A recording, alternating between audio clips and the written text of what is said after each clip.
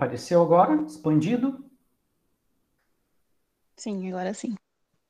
Maravilha. Então, o título da nossa apresentação de hoje é uma introdução. Vou falar sobre aspectos básicos da paleontologia molecular e, como subtítulo, os achados de tecidos moles, entre aspas. Toda vez que eu vou falar sobre tecidos moles, sempre vem à cabeça, intuitivamente, como se fosse um pedaço de carne fresca que pode ser encontrado dentro dos ossos fósseis de seres extintos, né? Mas ao longo da apresentação a gente vai tratar de retirar essa imagem e tentar, da melhor forma possível, idealizar, né? Imaginar como são os aspectos desses tecidos moles, entre aspas, que a gente tem encontrado dentro dos fósseis. Então, aqui alguns trabalhos que eu tenho publicado relacionado à minha linha de pesquisa, que é a pesquisa básica teórica relacionada aos biomateriais não mineralizados ou a paleontologia molecular e relacionados também ao ensino da paleontologia molecular. Aqui alguns trabalhos publicados em congressos, né, de paleontologia sobre isso, mais relacionados a mamíferos fósseis. Eu tenho, então, apresentado esse mesmo tema em várias instituições de ensino, públicas e privadas, e o que me dá bastante orgulho, né, de estar divulgando isso para pessoas que ainda nunca entraram em contato com esse tema, né? A paleontologia molecular, ela já vem sendo abordada pela indústria do entretenimento, né, do cinema, há muito tempo, né? Desde o livro de Michael Crichton, em 1990, e depois a adaptação ao filme, né, homônimo ao título do livro, que é Jurassic Park. Então, vem tratando desse assunto, né, da paleomol, que carinhosamente a gente apelida de paleomol, que é a paleontologia molecular. O livro, né, Michael Crichton, possivelmente se baseou em algumas pesquisas que já estavam sendo feitas na década de 80, né, como essa pesquisa aqui que eu trago para vocês, publicada na Nature, sobre DNA que foi encontrado em quagga. Quagga é um bicho extinto, né, da família das zebras, né? E o filme retratando o achado dentro de um âmbar, né, dentro de um inseto aprisionado em âmbar, eles conseguiram retirar, recuperar, né, biomoléculas, né, como ácidos nucleicos, DNA, e a partir desses DNAs fragmentados, eles preencheram com DNA de outros animais, de outros répteis e anfíbios, e assim deram origem aos dinossauros, né, com uma clonagem. Essa ideia de encontrar esses tipos de biomoléculas aprisionadas dentro de fósseis, isso nada mais é que a paleontologia molecular. Então, intuitivamente, a cultura pop já vem nos impregnando com essa ideia, né? Mesmo antes das pesquisas em paleontologia molecular serem oficialmente divulgadas ao público por meio de uma área que foi estabelecida e chamada como paleontologia molecular a partir do ano de 2005. Mas existem vários tipos de paleontologia molecular. Isso é importante a gente entender. Existe a paleontologia molecular que a gente chama de lato sensu, né, que é mais generalista, que inclui muitas coisas, né, como biomoléculas extraídas não de fósseis, mas de rochas ou do próprio ambiente, né? A gente retira dos sedimentos biomoléculas ou matéria orgânica, como a indústria do petróleo tem encontrado, né? Petróleo em determinados níveis de camadas sedimentares. Pode ser feita também a paleontologia molecular a partir da análise comparativa de DNA de organismos vivos e assim inferir como era a biologia ou a evolução de organismos extintos. Então, isso aqui, paleontologia molecular lato sensu, de forma mais generalista, já vem sendo feita desde a década de 80, né? Desde o início da PCR, né? A indústria do petróleo, a área de geoquímica, geoquímica ambiental, analítica, eles vêm lidando com esse tipo de paleontologia molecular. Mas o que a gente quer focar nessa noite aqui é a paleontologia molecular estrito sensu. Ela é diferenciada da paleontologia molecular lato sensu, porque, de acordo com os especialistas que têm centrado, né, o foco nesse tipo de pesquisa, eles buscam identificar moléculas mais complexas, moléculas que codificam informações, como DNA, RNA e proteínas, que também têm informações ali que podem ser lidas, né? De acordo com a definição oficial, a paleontologia molecular é o estudo por meio da recuperação, análise e caracterização de todas as biomoléculas ou de seus produtos de degradação que podem ser rastreados até a sua fonte e que podem lançar luz sobre a história de a genética molecular de um organismo, né? Mas também pode ser compreendida como a aplicação de técnicas analíticas moleculares ao material fóssil ou subfóssil. Essa é uma outra discussão para testar a presença de biomoléculas originais. Então, aqui a gente entrou em contato com algumas palavrinhas, né? Diagenética, o que é isso? A diagênese nada mais é que a formação das rochas, né? É o processo, os processos envolvidos na formação da rocha, né? E aqui a gente vem falando sobre fóssil, subfóssil. Muitos autores ainda, eles entendem que fóssil, aquela classificação, né, divisão arbitrária, né, mais clássica, que fóssil é tudo que é mais antigo que 11 mil anos, e subfóssil é o que teria menos de 11 mil anos, mas hoje isso já não tem sido utilizado mais pelo mainstream, né, pela maioria da comunidade científica. Hoje, fóssil, independente se tem mais de 11 mil ou menos de 11 mil anos, a gente já pode considerar fóssil sem problema algum. Existem outras características que a gente tem que levar em consideração. A doutora Mary Schweitzer é uma paleontóloga norte-americana. Hoje ela é considerada a patronese, né, a referência mundial em paleontologia molecular de vertebrados, especificamente, né? É professora pesquisadora da Universidade Estadual da Carolina do Norte, e ela foi a responsável pelo estabelecimento oficial da paleontologia molecular, né, a partir de 2005. Ela foi ela quem divulgou para o mundo, né, a paleontologia molecular. Mas isso não significa que a paleontologia molecular não existia antes dela. Sim, a paleontologia molecular já existia antes dela. A primeira publicação, né, na área de paleobioquímica ou paleontologia molecular foi no ano de 1956. Philip Abelson, então, ele descobriu em moluscos fósseis moléculas complexas, biomoléculas, que a gente chama, né? E pôde extrair, recuperar essas biomoléculas. Isso foi interessante. Poucas pessoas hoje na comunidade paleontológica sabem, né, desses feitos históricos da paleontologia molecular, que ela data desde a década de 50. Na década de 60, ali já publicado na Nature, por exemplo, Paul Lick descobriu células, fibrilas colaginosas e vasos também em ossos de dinossauros. Ele foi o pioneiro, na verdade, na área de paleontologia molecular de vertebrados, mais especificamente de dinossauros, né? Ele trabalhou com os dinossauros de Gobi. Então, Roman Paulick, ele foi um médico, né? Ele está vivo. Ele é um médico histologista, né? Que depois foi considerado paleohistologista, porque ele trabalhou muito exatamente com a questão da paleontologia molecular. Ele foi um pioneiro também na inserção de novas técnicas moleculares para se investigar tecidos moles de vertebrados fósseis, né? Já na década de 60, então era um feito muito grande para a época, né? E como diz o doutor paleontólogo molecular Dawid Surmik, da polonês também, ele diz assim: poucos sabem que a paleontologia molecular surgiu com o médico polonês e aclamado pesquisador professor Roman Paulick, aposentado, mas ainda um cientista ativo que estudou fósseis de vertebrados do deserto de Gobi. Ele foi o primeiro a utilizar métodos moleculares para investigar tecidos moles fossilizados de vertebrados ainda na década de 60, e a paleontóloga norte-americana Mary Schweitzer baseou seus estudos em métodos desenvolvidos pelo professor Paulick. Então, aqui a gente pode ver que a doutora Mary Schweitzer não foi uma pioneira da paleontologia molecular. Ela foi quem popularizou a paleontologia molecular, né? Mas tiveram vários pioneiros antes. Ela esteve sobre ombros gigantes, né? Como nós costumamos falar. E a própria Schweitzer, ela também afirmou em uma entrevista, né? Gostaria de salientar que um pesquisador polonês chamado Roman Paulick estava relatando células semelhantes às que vimos já na década de 60, mas ninguém acompanhou seu trabalho e algumas dessas descobertas não foram publicadas em periódicos amplamente lidos, portanto, podem ter sido esquecidas. Mas o que chamou a atenção do mundo mesmo foi uma pesquisa baseada num achado em 2003.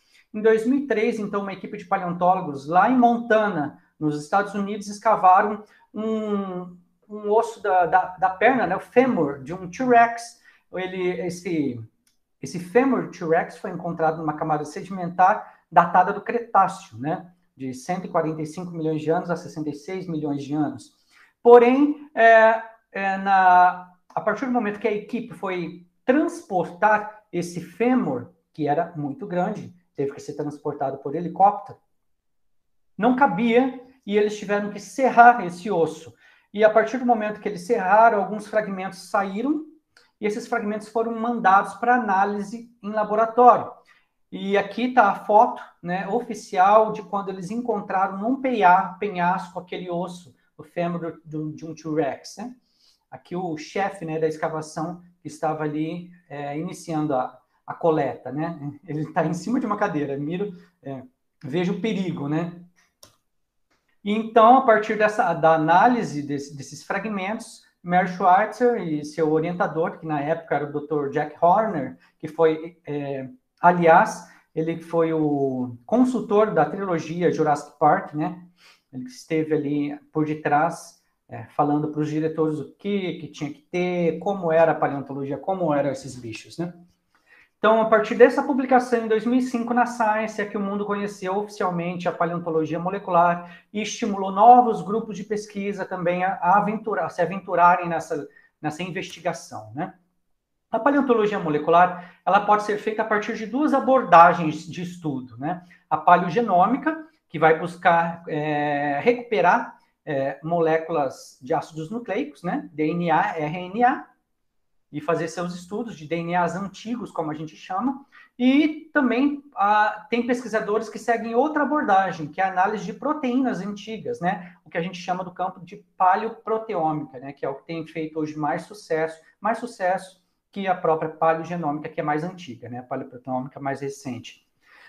Então, a paleontologia molecular pode ser feita em estudos em diversos grupos de animais, né? Ou de vegetais, vegetais, de artrópodes, invertebrados, de vertebrados, de micro-organismos, e para fazer essas investigações, né, nesses fósseis, se utiliza diversas tecnologias que têm sido emprestadas de todas as áreas do conhecimento, da biofísica, a gente empresta tecnologia, né, equipamentos, da medicina, da genética, da proteômica, da química, da bioquímica, geologia, astrobiologia, da bioinformática e de várias outras áreas, né?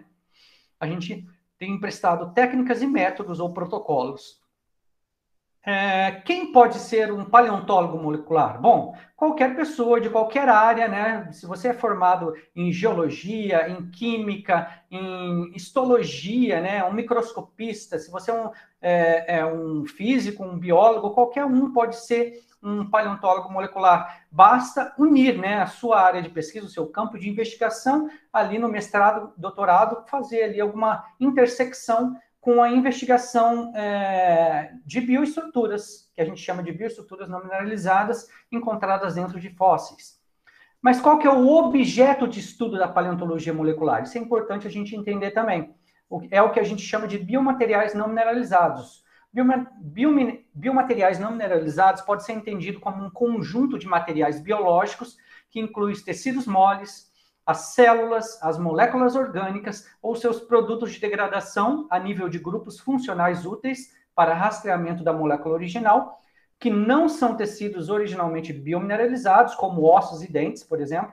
Ossos e dentes, eles têm biominerais, né?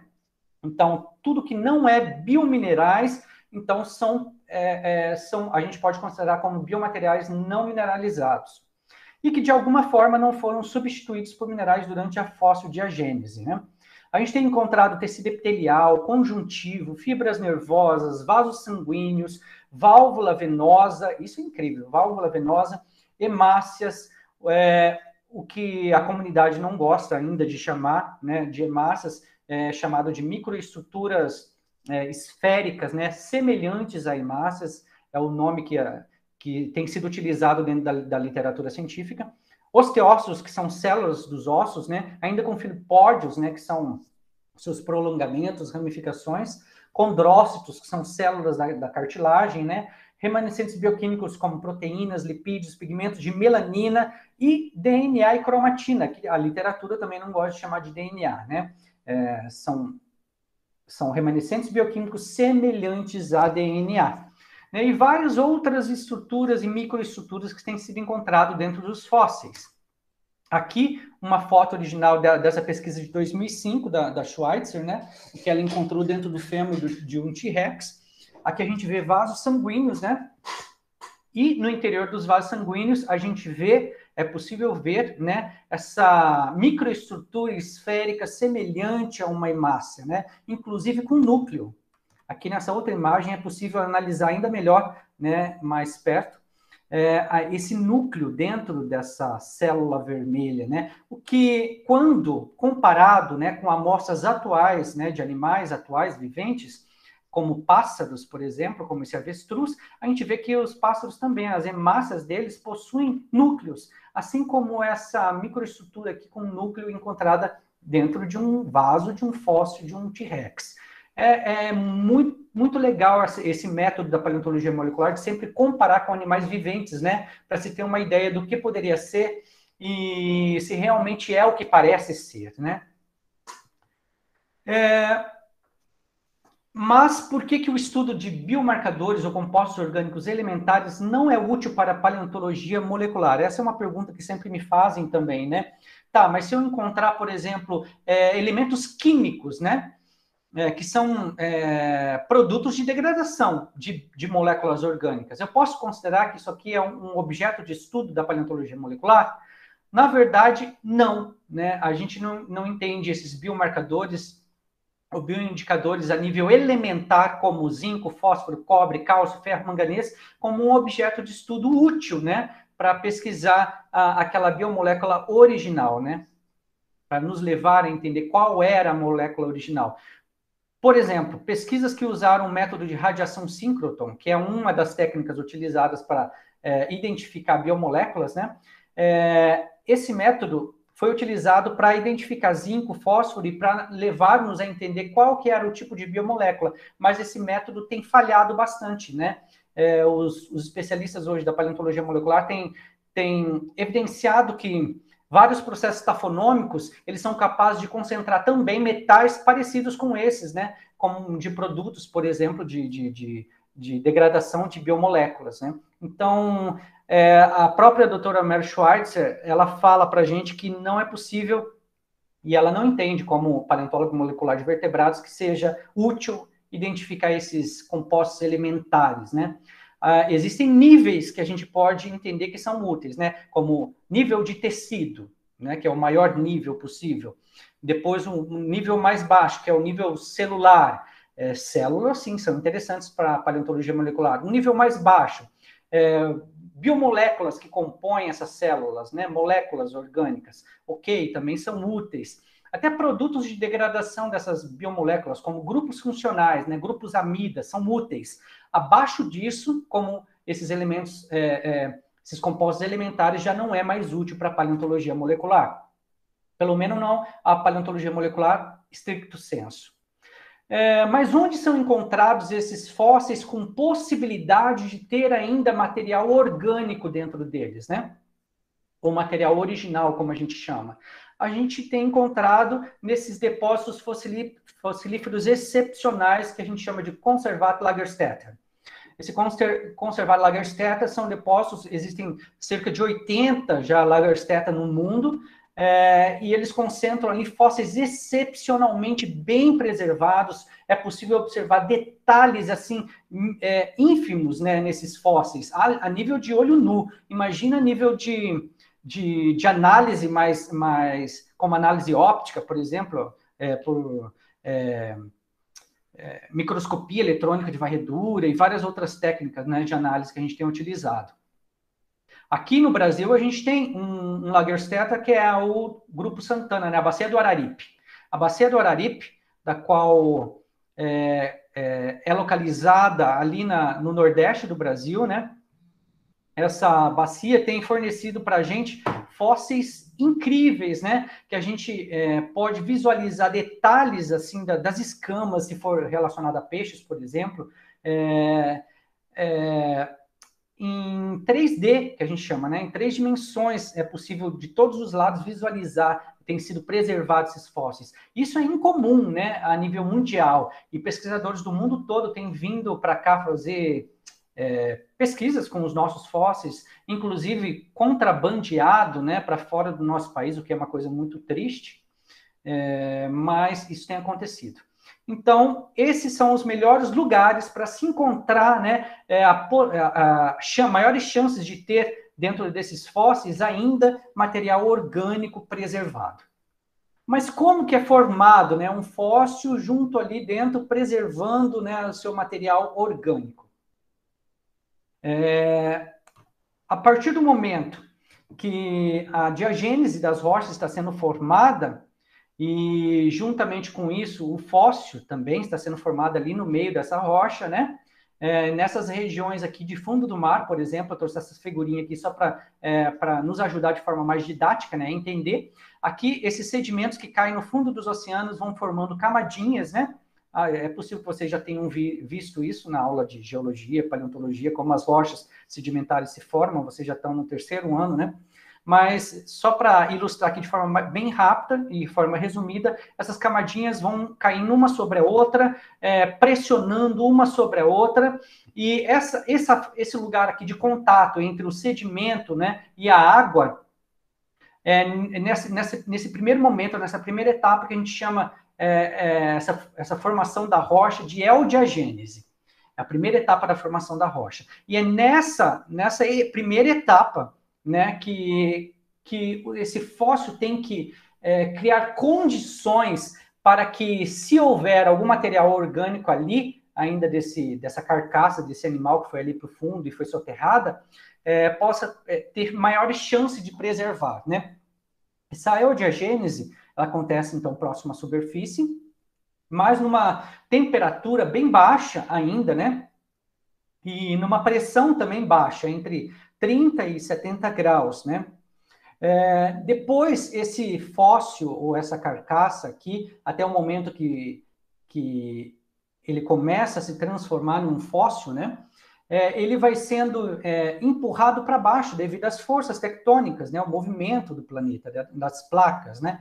Ele vai sendo empurrado para baixo em direção a profundidades de até 2 a 3 quilômetros de profundidade, né? Onde a pressão e a temperatura são muito maiores, né? A temperatura pode chegar a 150 a 200 graus Celsius, né?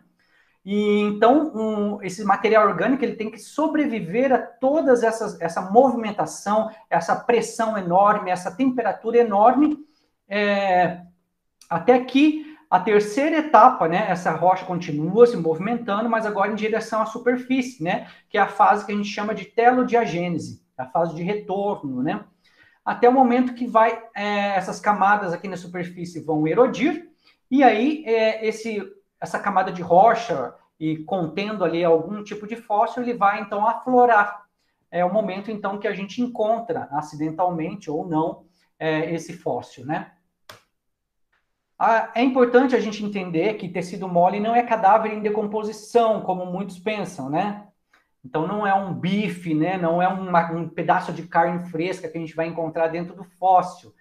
Não, é mais fácil a gente entender como uma múmia, né? Quem aí já viu uma múmia, né? Que se encontra no deserto, está desidratada, né? É aquele tecido seco, é muito mais fácil a gente pensar nisso, né? Quando a gente observa algum tipo de tecido mole a nível de tecido mesmo, né? Que a gente encontra dentro dos fósseis. Mas ainda assim é importante a gente separar os diversos tipos de tecidos moles que existem, né?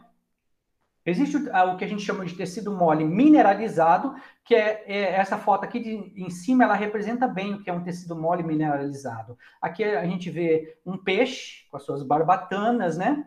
Aqui as suas escamas também é possível observar. Então, esse tecido, que um dia foi um tecido original, ele foi substituído por minerais durante a fossildiagênese, durante a diagênese, né?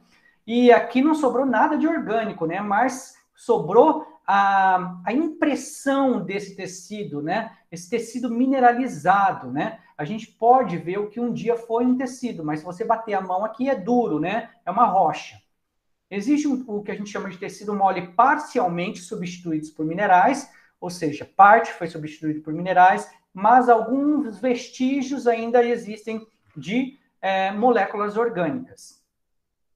Aqui, por exemplo, a gente encontra um canídeo, um cachorro do mato, mumificado em uma caverna. Ele também foi substituído por minerais, né? É uma múmia, mas foi substituído por minerais, né? Por carbonato de cálcio, ali o que a gente encontra em ambientes kársticos, né?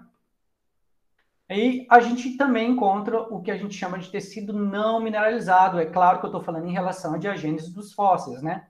Esse tecido não mineralizado é o que a gente chama de biomateriais não mineralizados ou biomateriais originais, é o que tem sido encontrado.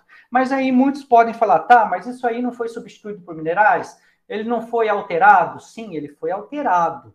É impossível não ter sido alterado ao longo de milhões e milhões de anos, ao longo de uma jornada ali no interior da Terra, né, de passar por pressão e temperatura, mas ainda tem preservado o que a gente chama de vestígios de, sim, de materiais orgânicos, originais. Aqui eu mostro para você um videozinho das pesquisas da Schweitzer, né, de 2005. Aqui é o que a equipe dela encontrou, foi um tecido conjuntivo elástico. Então ainda mantém a elasticidade preservada. Isso aqui foi totalmente substituído por minerais? Não. Para manter essa elasticidade, transparência preservada, é claro que passou por algumas etapas aqui de desmineralização, né? Mas quando a gente retira essa camada sedimentar, o mineral ao redor desse tecido conjuntivo, a gente encontra ainda essa matéria orgânica preservada. Aqui, uma outra pesquisa de Armitage e Anderson, aqui ele encontrou dentro de um chifre de Triceratops também conjunto elástico, né? A gente então encontra aqui colágeno e elastina, né? Esses tipos de proteína ainda preservada dentro desse fóssil de Triceratops. Então, é incrível todas as descobertas a nível tecidual, a nível celular e a nível molecular que a paleontologia molecular tem encontrado, né? Aqui uma outra pesquisa também. Aqui ele encontrou uma lâmina de tecido ósseo fibrilar ainda flexível. Quando a pinça aqui vai pegar, olha só a elasticidade ainda dessa camada, né, de tecido ósseo. É incrível tudo que tem sido feito. E esse aqui só foi mergulhado em água salina. Não passou ainda por processo de desmineralização e ainda mantinha toda essa flexibilidade desse tecido, né?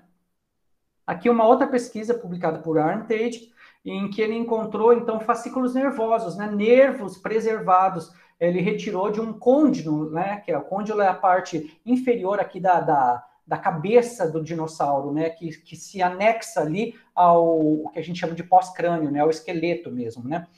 Essa bola, essa circunferência óssea que encaixa para que a cabeça possa se movimentar, né? Ele encontrou, então, dentro desse pedaço de osso fóssil, fascículos nervosos que eram ainda flexíveis e toleravam alongamentos repetidos, né? Isso é incrível também de ter sido encontrado dentro de um osso fóssil, e foi encontrado por um paleohistologista, né? Paleohistologista que trabalha também com paleontologia molecular. E não pensem que a gente tem encontrado, né, biomateriais não mineralizados só em dinossauros. Não, a gente tem encontrado em todas as camadas, né, da coluna geológica, né? Vocês já sabem o que é coluna geológica, né? Essa divisão, né, didática que a gente tem, esse esquema didático de divisão das rochas que são encontradas ao redor de todo o mundo. E nas camadas mais superficiais, que a gente chama da era cenozoica, tem sido encontrado em mamíferos. Aqui pesquisas que encontraram diversas moléculas em mamíferos.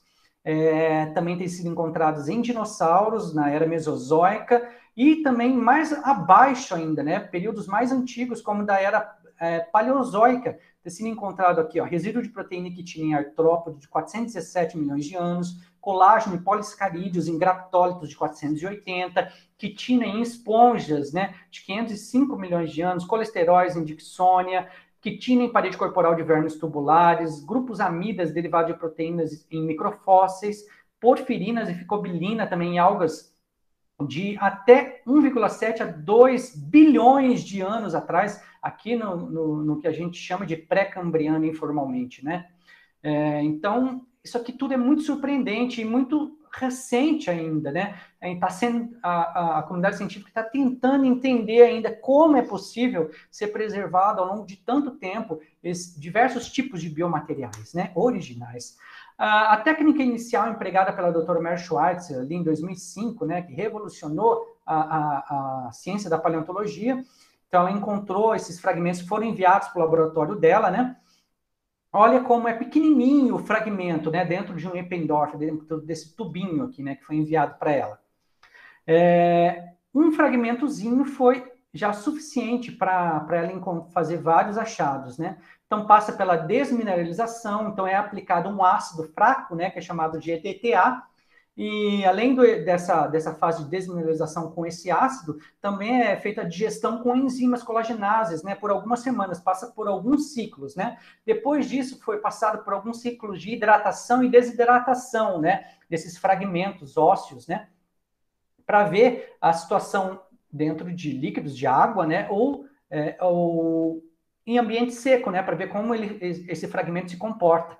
E é analisado, né, por diversas técnicas analíticas, né.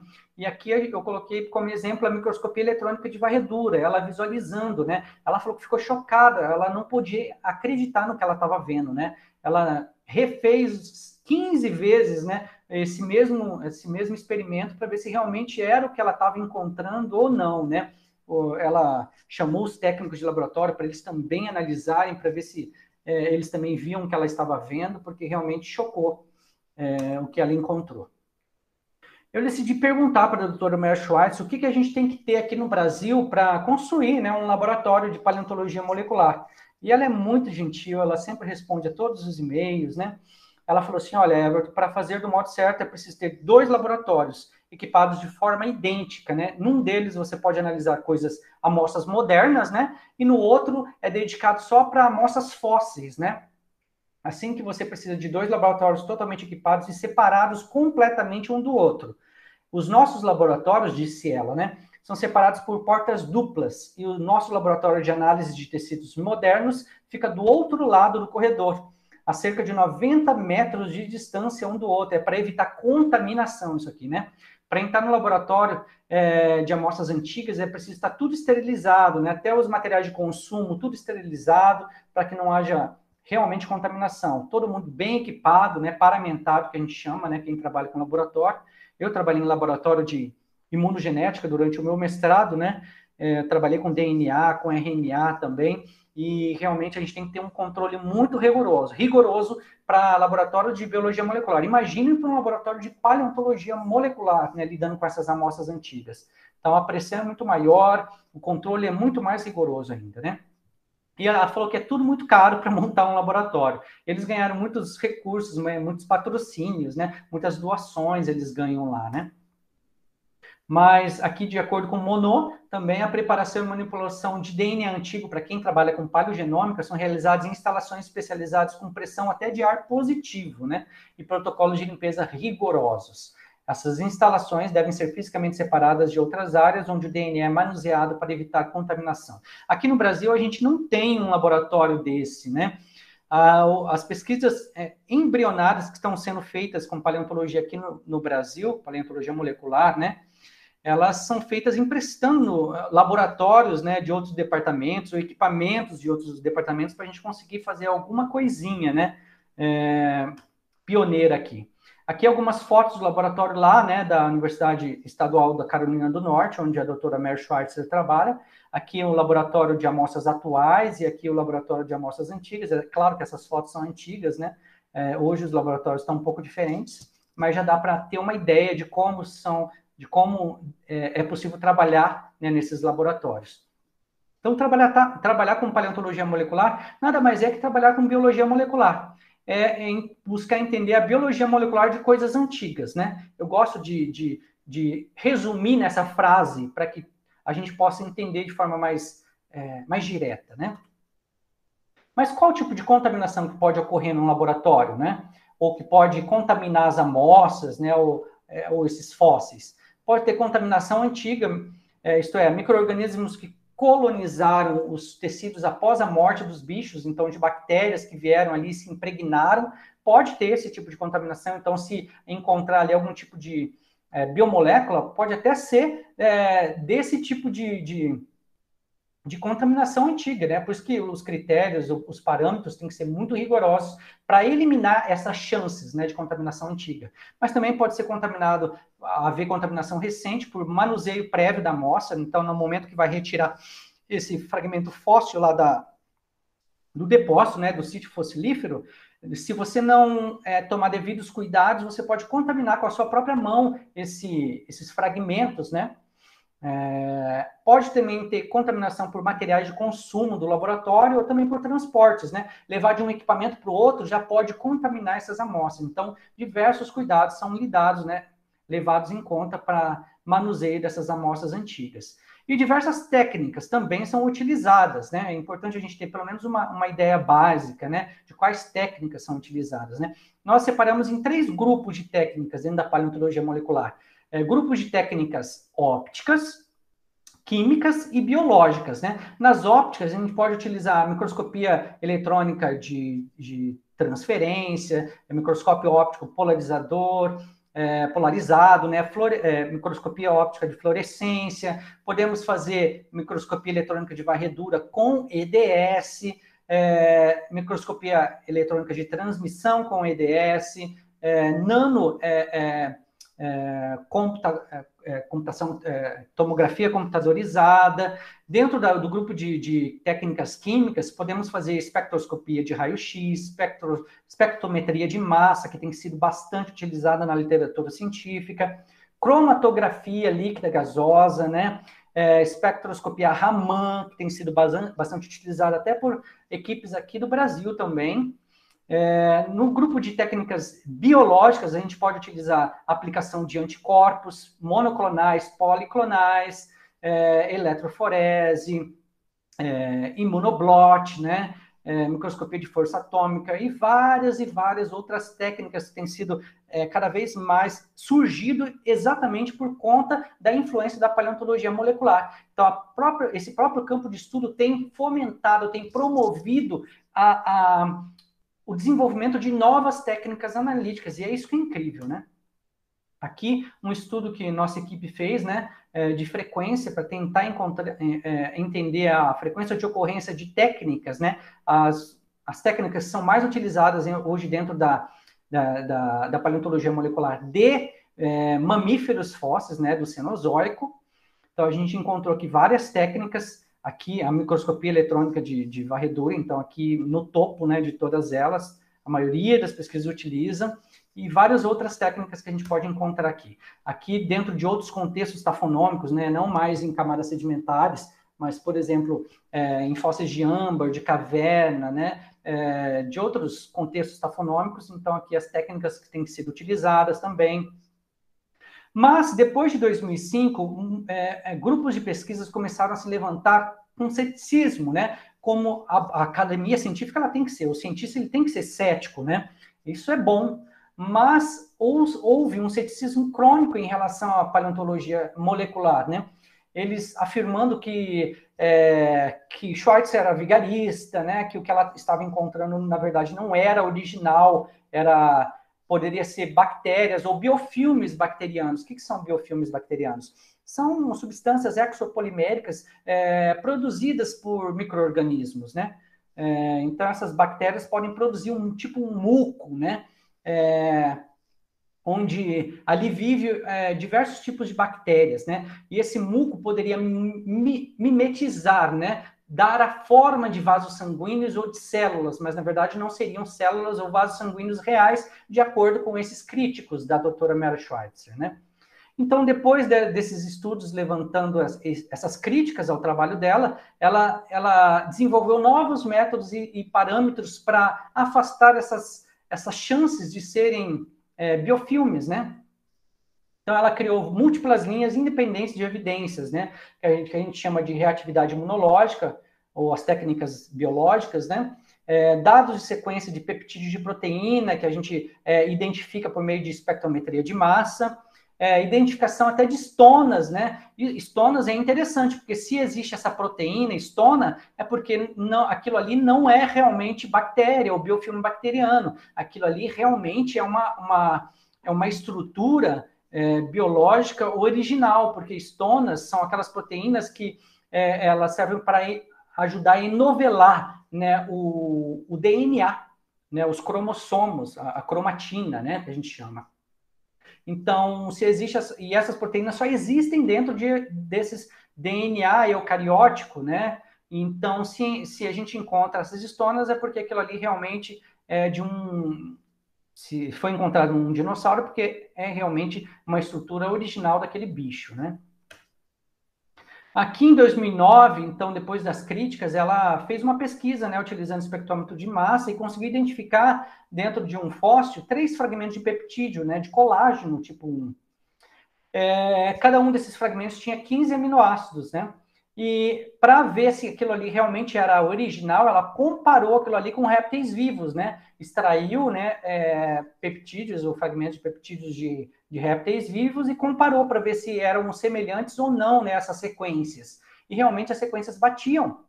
Então ali ela descartou a possibilidade de ser contaminação bacteriana, né? E para fortalecer, né, o que a gente chama dentro da ciência, ela tem que ser repetível, né? Essa replicabilidade ela tem que acontecer na ciência, né? Então, em 2017, ela refez o mesmo estudo, mas utilizando novas técnicas moleculares, né? E ela utilizou novas amostras, mas do mesmo hadrossauro, né? Do mesmo bicho a dinossauro de 2009.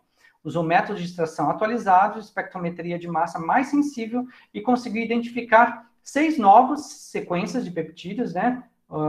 E 2 que correspondiam aos fragmentos de 2009. Então, ela encontrou os mesmos resultados, né? Houve replicabilidade, né? Quando entrevistada, ela disse o seguinte: nossos dados são repetíveis, tudo estava diferente, exceto o dinossauro-fonte. Trabalhamos em um laboratório diferente, com instrumentos diferentes, usando protocolos diferentes de extração e ferramentas analíticas diferentes, e ainda temos as mesmas sequências. Então, isso aqui vem a fortalecer, né, reforçar os dados dela. Aqui, um outro grupo de pesquisa, liderado pelo Dr. Lindgren, que é outro paleontólogo molecular sueco, né? Aqui ele analisou um fóssil de um mosasauro, né, que é um réptil que viveu na mesma época que os dinossauros, mas não é um dinossauro, né? É um réptil aquático. Esse mosasauro aqui, ele analisou sequências também, né, de proteínas desse mosasauro, utilizou equipamentos aqui como microscopia eletrônica de infravermelho, microscopia eletrônica de transmissão e várias outras técnicas, né? E comparou também com sequências de proteínas de um réptil atual, de um lagarto monitor. E quando comparadas as sequências, elas eram semelhantes, né? Então não poderia ser de outra coisa que não fosse realmente um réptil, né? E possivelmente original desse mosasauro. É possível também a gente identificar osteócitos originais e comprovar que eles são osteócitos originais, com várias técnicas que têm sido utilizadas hoje, né? Como desse estudo aqui em 2013 da doutora Schweitzer. Ela utilizou tecnologias ópticas, né, visualização, que ela tenta analisar a morfologia dessas estruturas e a localização dessas estruturas, né, comparando com osteócitos atuais. Então, utilizou microscopia de luz transmitida, de varredura, de transmissão, fluorescência, como vocês podem ver aqui nessa imagem.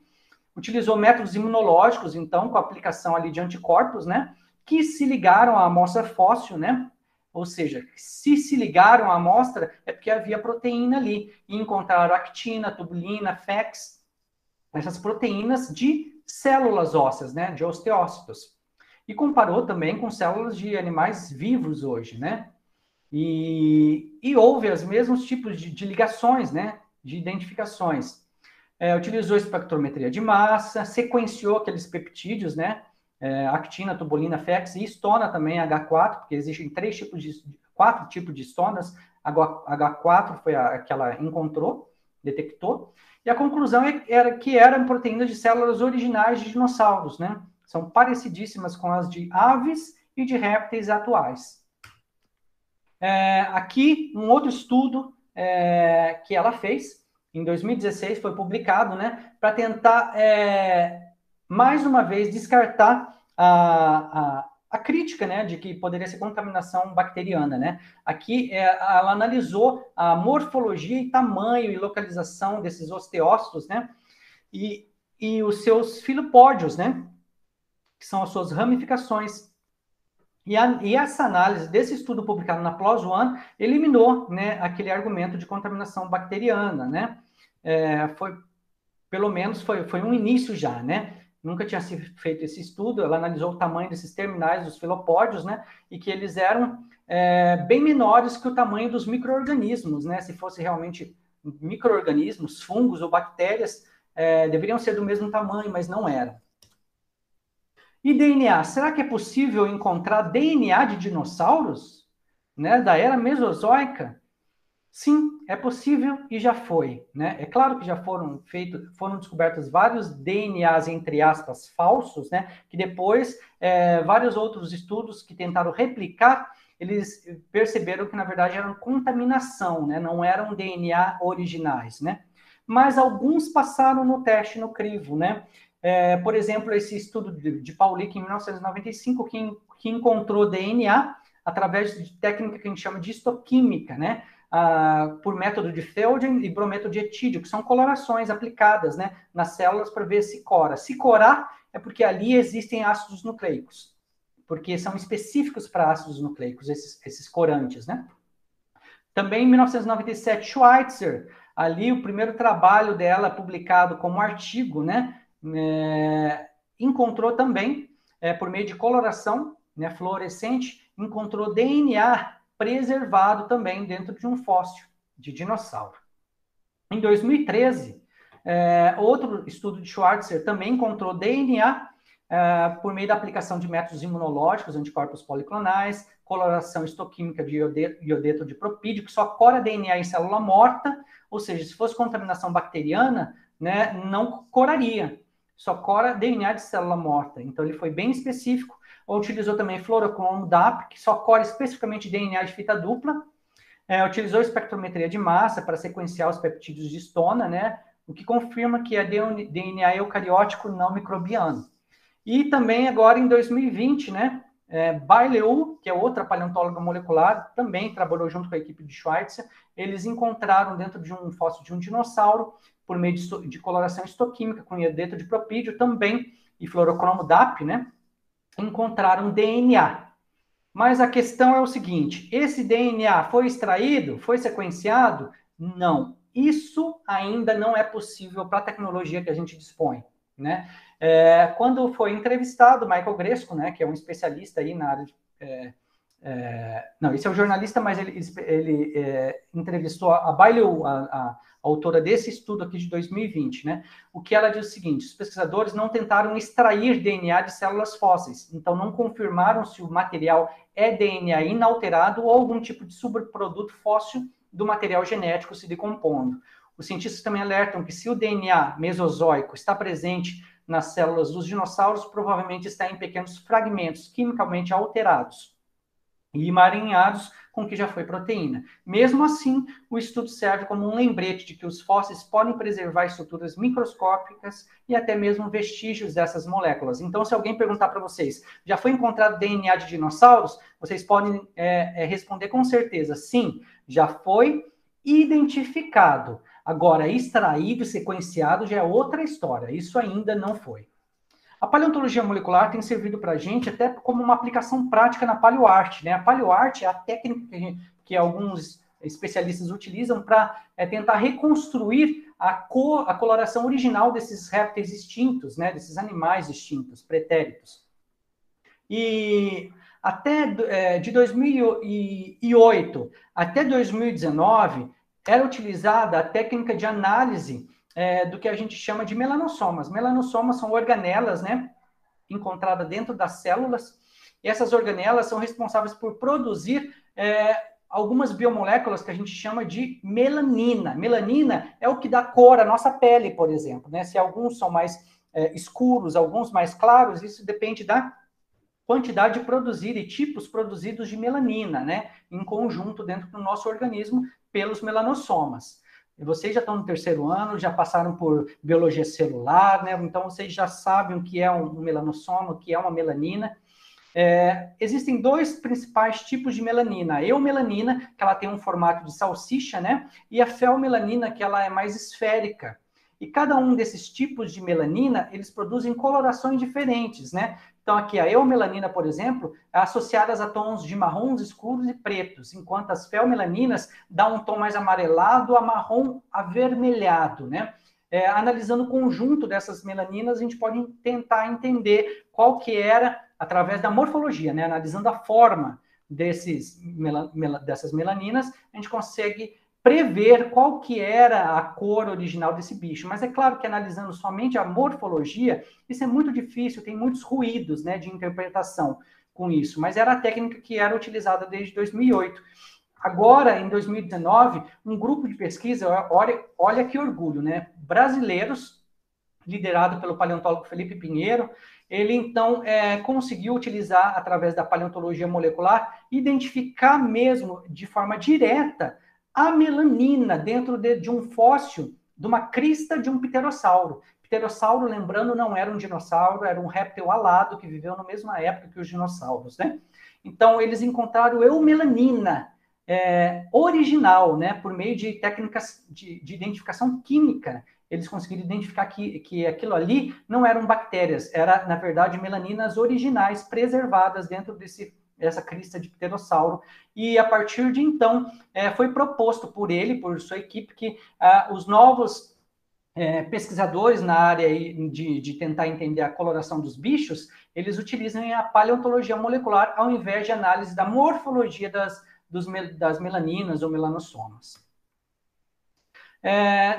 Aqui, desde 2013, no Brasil, vários pesquisadores, eles pensavam que seria impossível encontrar, ou quase impossível encontrar, alguma coisa orgânica, ou vestígio orgânico original dentro dos fósseis, né? Eles diziam que, excepcionalmente, se preserva, né, alguma coisa, né?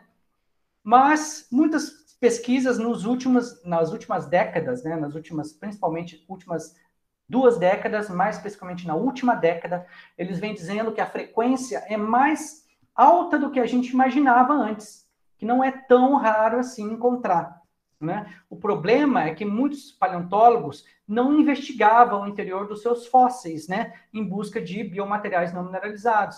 Então, os fósseis ficavam guardados nas gavetas dos laboratórios, ali dos museus, né, e não era investigado o interior desses fósseis.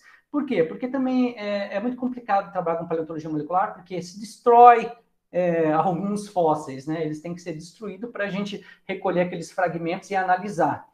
Então, existe muito ceticismo, muito preconceito ainda em relação a isso, mas o que Duta diz para a gente é que, contrariamente à opinião comum, os presentes achados sugerem que a preservação do colágeno, por exemplo, em tecidos moles fossilizados, não é tão rara quanto se achava anteriormente.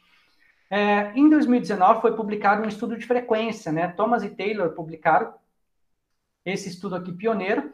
Eles tentaram levantar na literatura científica os achados de biomateriais não mineralizados, desde a década de 60 até o momento atual, e encontraram que biomateriais não mineralizados, eles são extensamente, geograficamente amplos, geologicamente amplos e temporalmente amplos também, né? Desde a década de 60 até o atual, e em diversos grupos taxonômicos também, né? Desde a parte botânica até grupos de invertebrados e vertebrados, né? Eles têm encontrado biomateriais não mineralizados. E aqui, o legal é que ele trouxe um gráfico, né? Eu quis mostrar para vocês esse gráfico.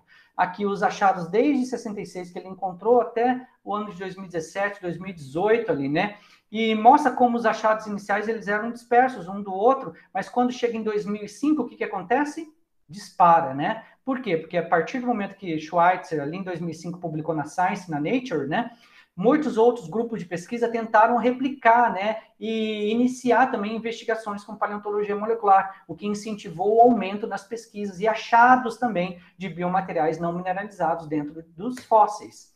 Em 2020, eu e um colega também investigamos mais especificamente em dinossauros não avianos, né, para ver como que era a frequência de achados em dinossauros, né? E encontramos em 5 continentes, fósseis de 5 continentes, continente norte-americano, sul-americano, europeu, asiático e africano, né? E em diversos grupos também taxonômicos, né? Em famílias, ordens de dinossauros diferentes, em lugares diferentes do planeta, em configurações geológicas diferentes também, e tafonômicas. Então, isso aqui também é muito interessante. Mas, ainda hoje, embora diversos achados da paleontologia molecular tenham sido encontrados, ainda hoje, o paradigma, né, na paleobiologia de que DNA poderia sobreviver no máximo 100 mil anos e proteínas 1 milhão de anos, né, de acordo com todos esses estudos aqui atuais, né. Esse é o paradigma que tem que ser vencido, né, diante dos novos achados, né. Então, se tem sido encontrado biomateriais não mineralizados dentro de fósseis, por exemplo, do Mesozoico e até do pré-cambriano, então esse paradigma tem que cair ou tem que ser substituído, né? Mas as pesquisas que têm sido feitas na área de cinética teórica e também experimentais, né, de decaimento de biomoléculas dentro de laboratórios, né, esses estudos, eles ainda nos diz que proteína dura no máximo 1 milhão de anos e 100 mil anos DNA, né? É o que a gente tem encontrado na literatura científica, né? Principalmente quem já trabalha com paleontologia molecular há muito tempo, como era o caso da área da arqueologia biomolecular, né? Eles já vêm fazendo isso há muito tempo, bem antes dos paleontólogos trabalharem com isso. O que Matthew Collins, que é um arqueólogo biomolecular, diz é que ele tende a entender que esses achados de biomateriais não mineralizados não poderiam ser verdades, né? Porque eles estão desafiando as leis da física e da química, né? Tudo que se conhece como sobrevivência de biomoléculas na natureza, né?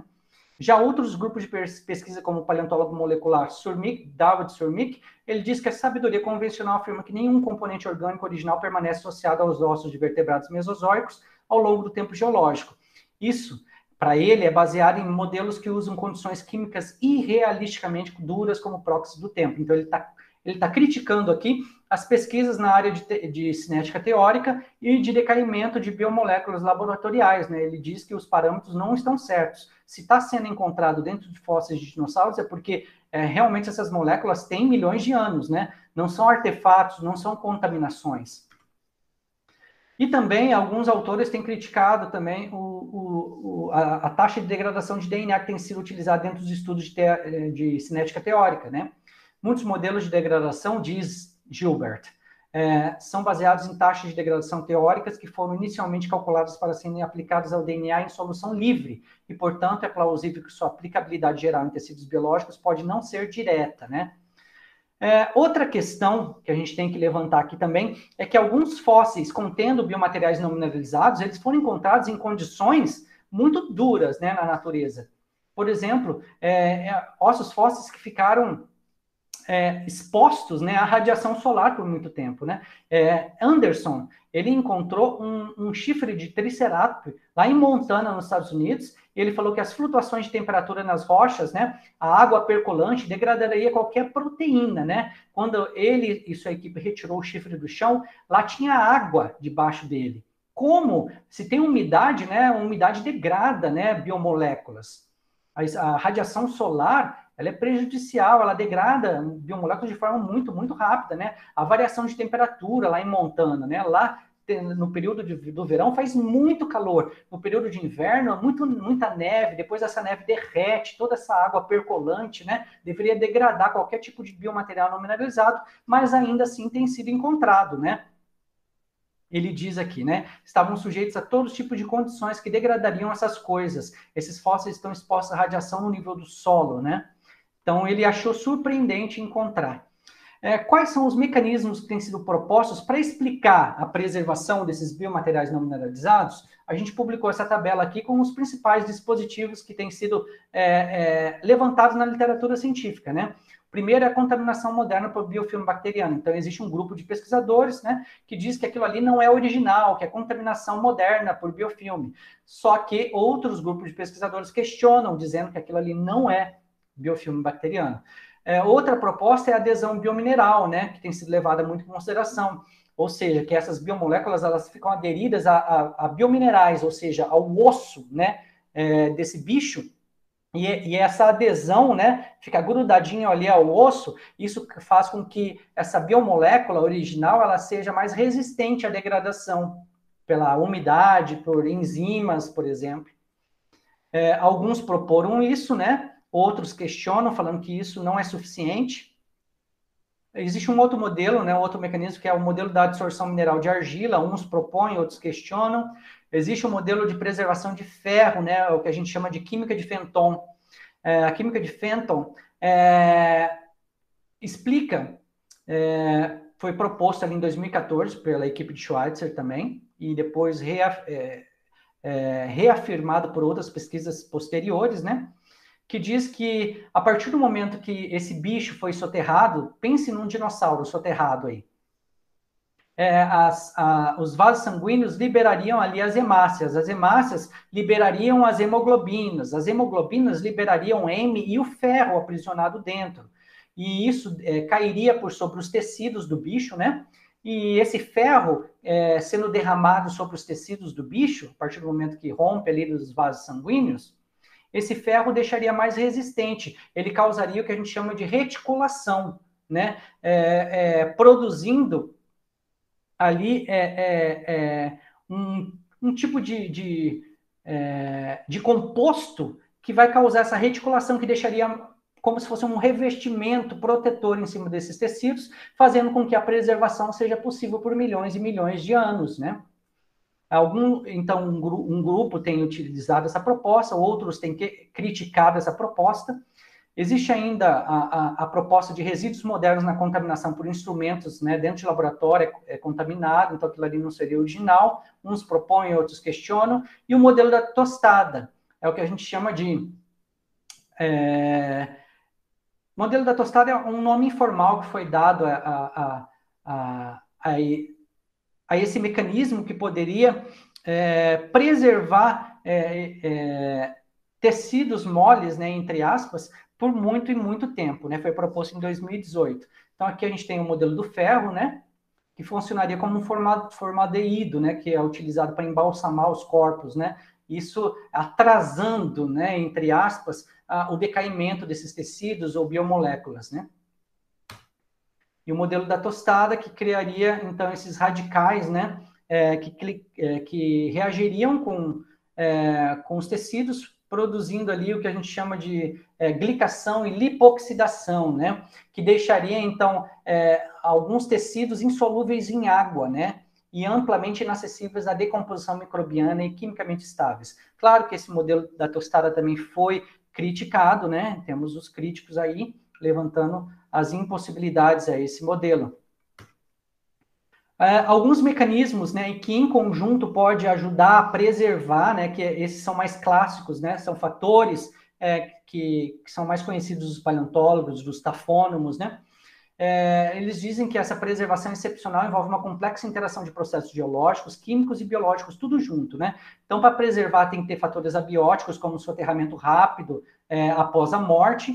O ambiente tem que ter pouco oxigênio ou nada de oxigênio, né? Porque o oxigênio, ele oxida, degrada moléculas, né? Então, para moléculas ficarem preservadas, esse ambiente não poderia ter muito oxigênio. O pH tem que ser mais próximo do neutro possível, ausência de decomposição bacteriológica, né? Porque se não há oxigênio, muitas bactérias aeróbicas, elas não podem trabalhar, né, degradar. Então, assim, afastaria essas chances de decomposição bacteriana, né? Depende também da composição química e estrutural do esqueleto, da hipersalinidade do ambiente, da água, né, ou da água percolante ali nos sedimentos, o grau de articulação do esqueleto, a granulação fina dos sedimentos, né, quanto mais fino, mais as chances de preservação, águas ricas em cálcio, mineralização de genética precoce. O que é isso? Aquela etapa de eudiagênese, né?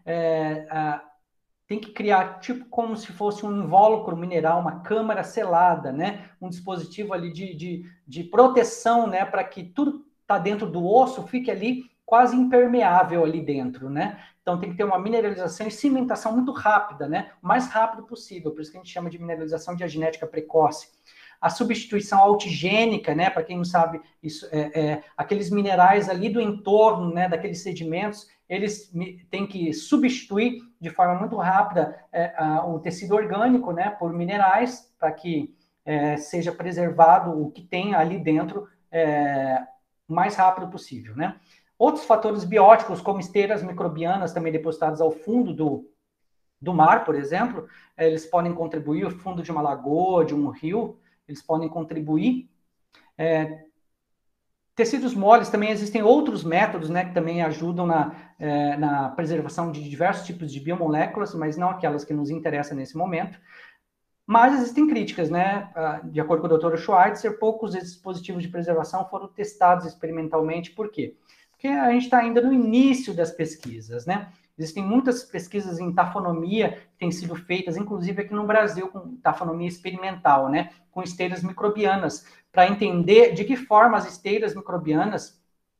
O que são esteiras microbianas? Deixa eu definir aqui para vocês, né? São uma comunidade de micro-organismos juntos, né? Que podem ajudar a preservar, eles produzem um muco ali, né? O biofilme, né? Tão famoso biofilme, e eles se depositam assim na superfície de qualquer coisa, né? Que tenha umidade ali, né? No fundo de um rio, de um lago, se tiver um fóssil lá, uma carcaça lá, se deposita em cima.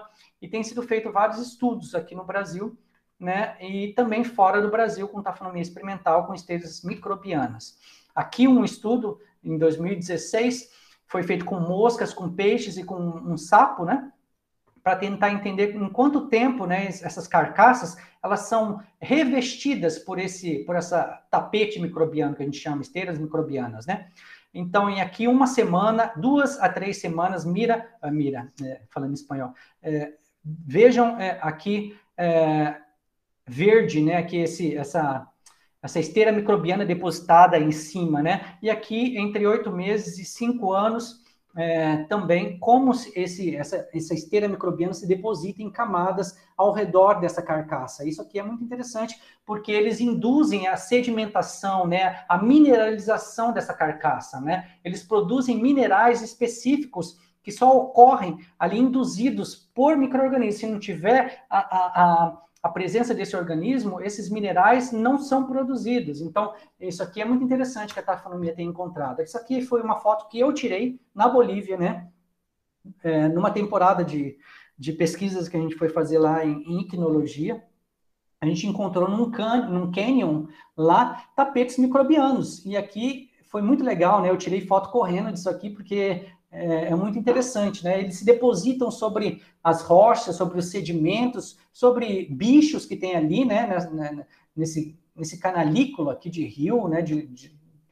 De aprisionamento de água, se depositam essas esteiras, e essas esteiras são ecossistemas de micro-organismos. Ali tem cianobactérias, tem fungos e algas, que a gente chama de líquens, de bactérias, né? Então é muito interessante ver como isso aqui é depositado rapidamente, de que forma isso aqui pode proteger, né? Revestir o que tiver ali de baixo.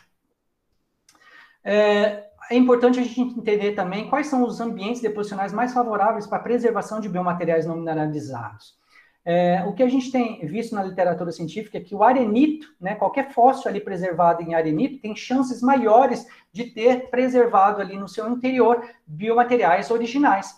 Como diz o Dr. paleobiólogo molecular Timothy Cleland, ele diz: os fósseis encontrados no arenito parecem ter uma melhor preservação do que os que vêm de xisto ou argila, mas ainda não sabemos o porquê isso ocorre. A hipótese que a gente tem encontrado nos trabalhos de Schweitzer é que o fenômeno pode estar relacionado à natureza porosa da areia, que permitiria que escorresse, né, qualquer fluido supurante, ricos em micro-organismos e carregados de enzimas, se dispersassem, né, se filtrassem ali e fossem para baixo mais rapidamente. Então, isso aqui é muito interessante também, essas hipóteses que têm sido utilizadas aí dentro das pesquisas em tafonomia molecular, né, ou microtafonomia.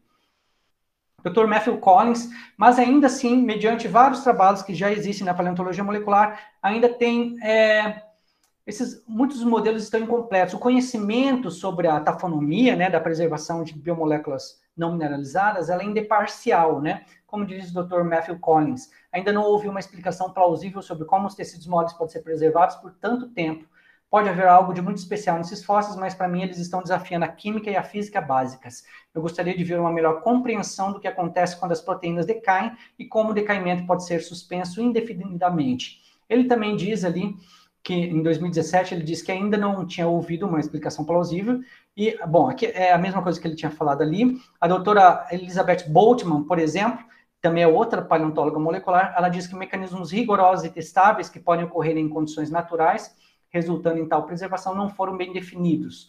Os dados que sustentam a endogeneidade foram vistos com ceticismo, em parte porque não foram identificados mecanismos que pudessem contribuir razoavelmente para essa preservação. E ela fez essa afirmação agora recentemente, em 2019. Aqui outros estudos também confirmando a mesma coisa. Guerriel e Bertrand também falando que os processos que regem os mecanismos de preservação excepcionais ainda permanecem mal compreendidos. E Ullmann também dizendo aqui para a gente em 2019 que ainda não está muito claro como a estrutura do tecido ósseo, os primeiros regimes diagenéticos e muitas outras variáveis tafonômicas influenciam ou controlam o potencial de preservação dos tecidos moles, né? E algumas considerações parciais daquilo que eu tenho estudado, né? Da minha pesquisa que eu fiz em 2020 com frequência de achados de biomateriais não mineralizados em dinossauros não avianos, a gente encontrou 52 achados, né? O que é metade daquele estudo de 2019 tinha encontrado, né? Então, assim, a frequência é alta em dinossauros. E isso só naqueles estudos que se propuseram a fazer essas investigações. Imagine quantos fósseis ainda não explorados estão parados, guardados dentro das gavetas de museus e laboratórios. Os biomateriais, de fato, são originais e tais achados não são fenômenos isolados. Em relação, claro que estamos falando aqui dentro do conjunto de conhecimentos dos fósseis, de fósseis bem preservados, né? E daqueles que encontraram biomateriais, de alguma forma. Porém, essa frequência é subnotificada, então são poucos estudos que já foram feitos de frequência, e os que acharam, é claro que isso aí está subnotificado devido à atual resistência em aceitar os achados como sendo de remanescentes orgânicos, e da falta de recursos também para a detecção, porque, como a gente viu, montar um laboratório de paleontologia molecular é caríssimo, os equipamentos são caríssimos, fora o preparo da equipe, né? Existe um preparo, assim, que dura mais de 10 anos, né? Você tem que se preparar mestrado e doutorado para poder conseguir interpretar os resultados dos equipamentos, que são muito difíceis de serem interpretados. Então, a falta de capacitação também, isso leva a fazer com que a exploração de fósseis em busca de tecidos moles ainda seja muito pouco. E logo, possivelmente, existam muito mais fósseis com biomateriais não mineralizados a ser recuperados, e os achados são geológicos, geográficos e taxonomicamente abrangentes. Os modelos tafonômicos ainda estão incompletos, e a previsão é de que, a partir de novas tecnologias, se encontrem mais biomoléculas não mineralizadas. Espero que vocês tenham gostado. E o convite que fica para vocês é que sejam paleobiólogos, né? Porque esse é um campo inexplorado e um mundo de possibilidades. Aqui no Brasil, a gente ainda não tem praticamente pesquisas com paleontologia molecular. Nós temos um grupo de pesquisa mais atuante, que é da Universidade Federal de Pernambuco, que eles fazem análise de paleontologia molecular aplicando a fósseis de produtos de botânicas, né? Como, por exemplo, nossa, só me veio aqui na memória o copal, mas âmbar, o âmbar. Então, eles analisam restos de flora dentro de árvores de botânica, né? De restos botânicos preservado dentro de um âmbar, né? E eles fazem essas análises com paleontologia molecular. Mas a nível de vertebrados aqui no Brasil, quase não há, com exceção daquele artigo do Dr. Felipe Pinheiro. Espero que vocês tenham gostado e estou aberto agora a dúvidas, né?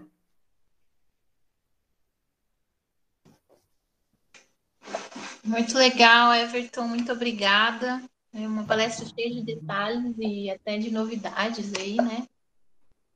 E mais legal ainda que é um campo ainda por ser desenvolvido, né? Se desenvolver, exatamente. É emergente, só tem 15 anos, é um bebê ainda, né? Por isso que fica o convite aqui para que vocês, alunos, possam fazer TCC nessa área, né? Possam ir para o mestrado e, quem sabe, se aventurar. A área da paleontologia molecular não precisa só ser aquela experimental, né? Vocês não precisam só ir em laboratório fazer. Você pode fazer pesquisa teórica, né? Qualquer intersecção com qualquer área, com a história, com a geografia, qualquer área, a gente pode fazer e vai ser bem-vindo para a paleontologia molecular, né?